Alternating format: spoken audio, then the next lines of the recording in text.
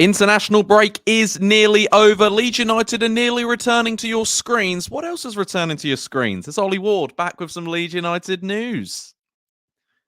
I've got nothing else to upload.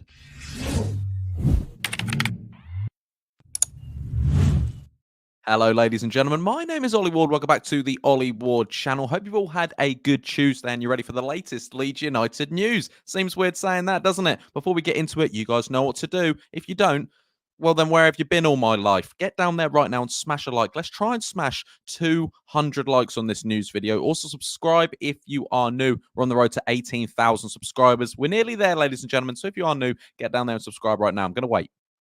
Thank you very much. Also, get your comments in your score predictions for Leeds versus Burnley this Saturday. 12:30 kickoff. We're going to have a little bit of a chat about it at the end. But without further ado, let's get into the latest Leeds United news. It's a tad bit old, but we'll talk about Liam Cooper, and he's expected to fly to Bulgaria today and to finalise a move to CSKA Sofia. He completed a medical in the UK over the last few days, and it looks like Liam Cooper, obviously he is a free agent right now, a Leeds United legend, will be moving out to Bulgaria. It seems a weird move because he's definitely got championship experience. I don't know why other championship clubs, I know championship clubs have looked at him, like the likes of Blackburn and other teams, etc. But I don't know why he hasn't gone there. Is it wage demands? He's probably on a decent salary at Leeds United. Is it contract length? Because obviously Cooper isn't getting younger. You know what I mean? He's still an experienced player, though. But it looks like him and his family, Liam Cooper, are going to be moving out to Bulgaria. We haven't heard lots about Liam Cooper in regards to Leeds United since, he hasn't been a Leeds United player.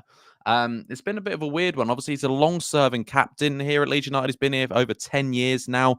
Brilliant behind the scenes, brilliant on the pitch 90% of the time. Obviously, we've had a shades of League One Liam in and around the club. But if you look back at Liam Cooper's time at Leeds United, he's an absolute club captain, absolute club legend. And I don't know why Leeds haven't spoke about him more and said, listen, this is what's going on with him. I don't know why. It's going to be a weird one to see him not in Leeds United colours, but Leeds should make his long service after his long service after announcement will happen. Leeds United hopefully will do that, and he should come out and speak to the fans because, as much as you can have your opinions on Liam Cooper, he's a reliable asset. He's a reliable asset now, I still think, and he's kind of the last sort of one, the Aylings, the Dallas, the lot that are starting to now get pushed out, which is understandable. Football moves on, but it's a thing where you could still use someone like Liam Cooper around your club, yeah? But he wants to play football. He wants minutes, and it looks like Bulgaria is going to offer him some minutes. It's going to be a huge change in the Scottish international sort of life, moving out to Bulgaria. But if you think about Coops, just under Bielsa, Bielsa turned Cooper into an absolute Rolls Royce at centre back in the Championship. He had a decent Premier League career. He's just captain Leeds through a lot of shit. And like they said, it's not just what Cooper does on the pitch, it's what he does off the pitch as well, with charities, with players. And I really hope that Leeds United and the fans come together to celebrate Cooper's time, because we've had a lot of crap over the last 10 years. He was part of that, but he got better, and he still is a Leeds United legend in my book. So good luck to Coops. That will probably get announced maybe tonight, because this article was from last night. So maybe he's going to be completing and finalising his move in Bulgaria. Unless something goes wrong, it's a confirmed exit for Liam Cooper. Next up, we're talking Illan Meslier. His contract ends soon in 2026, and Leeds are looking to offer him a new one, but he wants a sort of exit clause in there. Which player doesn't? Which player doesn't want an exit clause at the moment with Leeds United, which is understandable. This is from Ben Jacobs.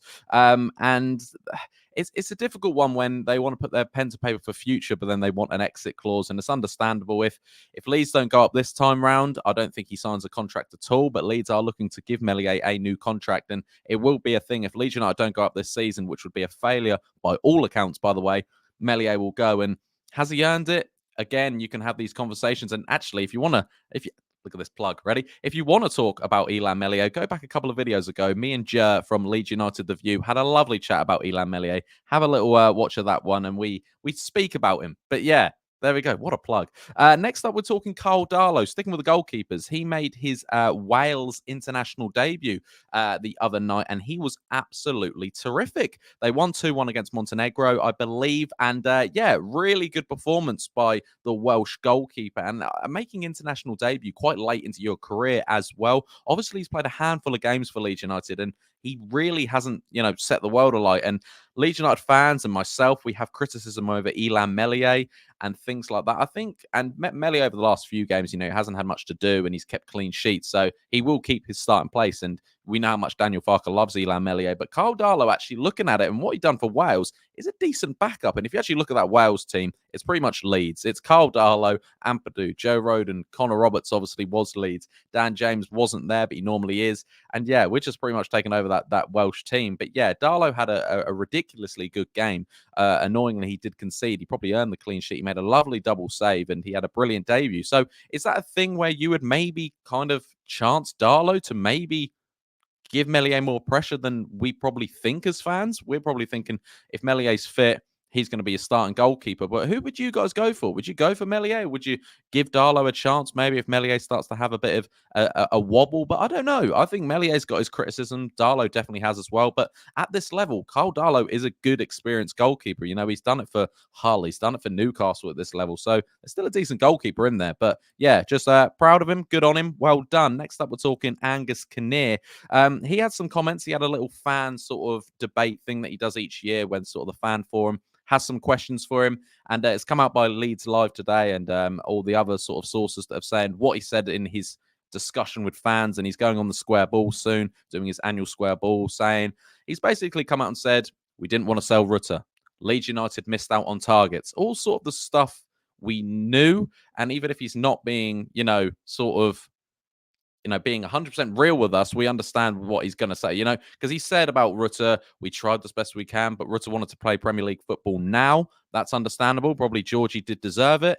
Talk about targets we missed out on. And he said no one, no one wants promotion as much as the 49ers do. And we like to keep our transfer sort of rumours and sort of transfer negotiations behind the scenes because we don't want the rumours, we don't want our deals to be hijacked. And that's why the likes of content creators and things, we're not, spouting out. We're not seeing these things until sort of the last moments, to the last movements. So that's good for the club and obviously disappointing for us as content creators because we need the news. But yeah, he's kind of just said what everyone kind of already knows. We tried to keep on to Rutter. We missed out on some targets. 49ers want promotion. We want promotion. It's just your typical sort of, we probably already knew that was going to happen. Archie Gray was always apparently going to leave. He had interest from big clubs. So yeah, have a little read of that if you just type in Angus Kinnear on Twitter or whatever, and you can see his comments. But it's pretty much what we already knew. Try to keep Rutter, missed out on targets. We want to get promoted. We don't like to say what our targets are, just get hijacked. I could have told you that. Next up, we're talking Sam Allardyce, and he's had his little chats on Leeds United over the last sort of 24 hours on the Under the Kosh podcast, saying just a few sort of harsh realities with Leeds United. The Leeds United he took over for 4 games when he tried to keep Leeds United in the Premier League. Yeah, he was saying about he didn't know how Brenden Aaronson cost £35 million. He was saying that their fitness went from hero to zero.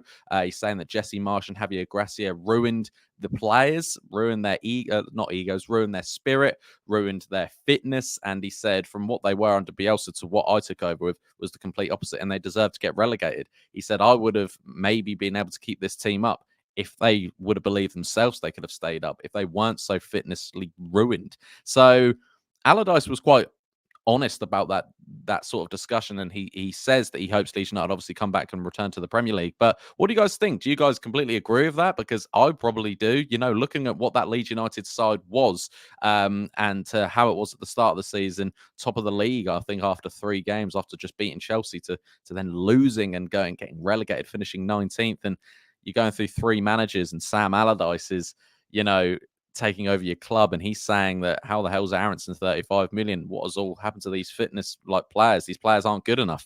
And yeah, we probably deserved relegation, didn't we? And last but not least, we could talk about Leeds versus Burnley. Obviously, it returns this weekend, Saturday, 12:30 kickoff at Ellen Road. And I believe this is where we'll definitely see where Leeds United are at, because we've had some good games, we've had some meh games, you know what I mean? And we're starting to now see a bit more consistency in Daniel Farke's Leeds United side, which is nice. A couple of 2-0 wins over Yorkshire rivals, against Hull, against Sheffield Wednesday. A good point at the Hawthorns as well. Obviously, a good point against Portsmouth. I mean, we could have had 3. Borough in the Cup. We're out of that. Doesn't matter now. But we've started the season off okay. Yeah. And this season, there's going to be pressure. Leeds United do need to return to the Premier League. And I think the first big test is against Burnley. And it'll be a big one. And it'll be a very, very good game. I want you guys to get your starting 11s down in the comments down below. But without further ado, I've been Ollie Ward. I'll maybe have a little chat before the Burnley game kicks off, maybe a Friday video. But be sure to smash that like button. Subscribe if you are new. Let's try and smash 200 likes. Subscribe. Get your comments in. I've been Ollie Ward, and I'll catch you in the next video. Cheery. Oh.